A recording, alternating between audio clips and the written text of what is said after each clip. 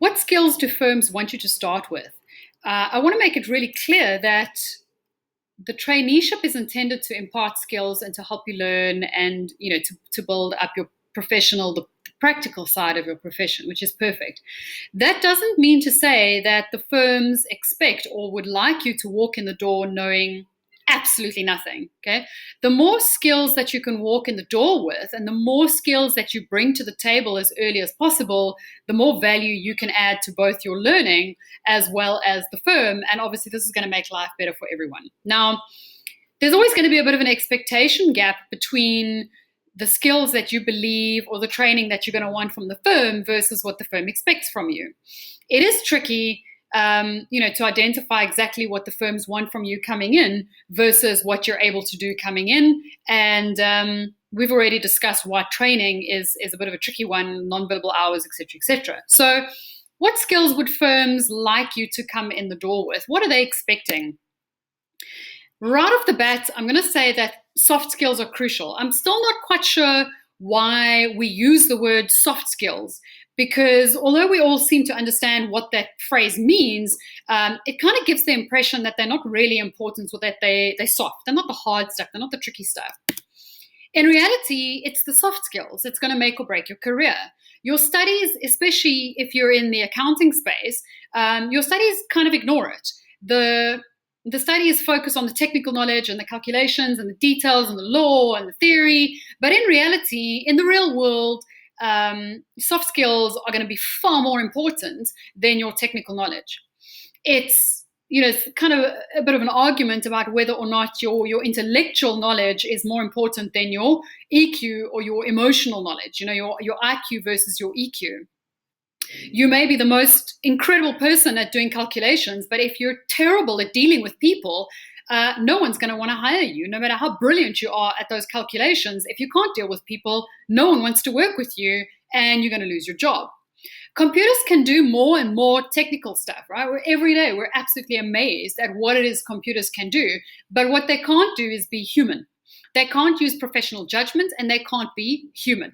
So when you start taking a look at what people are talking about in terms of future-proofing your career and what it is that you think you should be focusing on when you're studying or what it is that your syllabus and your studying does focus on, I just want you to be a little bit careful when you think about what it is and the values that you're supposed to be adding.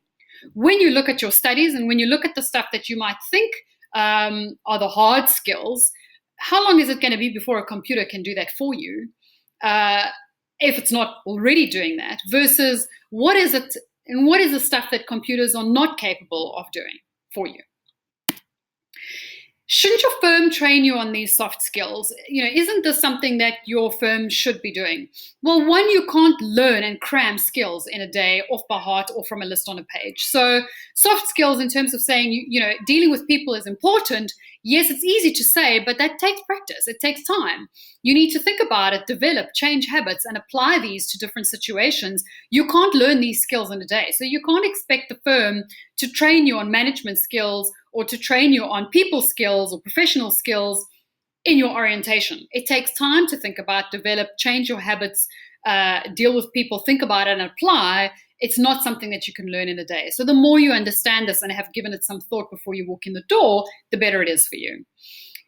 Understand also that the higher the levels you work in and the longer you've been working, there's a good possibility that your bosses, your managers, the partners see a lot of these skills as common sense.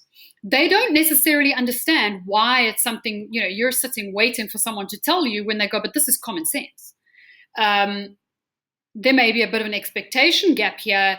You're going, I can't be expected to know this if nobody's told me. But the longer that you've been in a profession or the longer that you have been a professional, the more you look upon stuff as, I shouldn't have to train you on how to deal with people.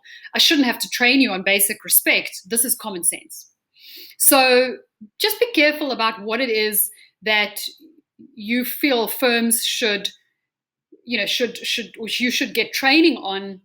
And I'm going to talk about a whole bunch of stuff that firms would really prefer you came in the door with, or at least are aware of, that can reduce these types of frustrations and expectation gaps. But again, I'm going to clarify. This idea that we call these soft skills. These are not soft. These are the hard things. This is the tough stuff. These professional skills are more likely to make or break your career than your ability to do technical stuff.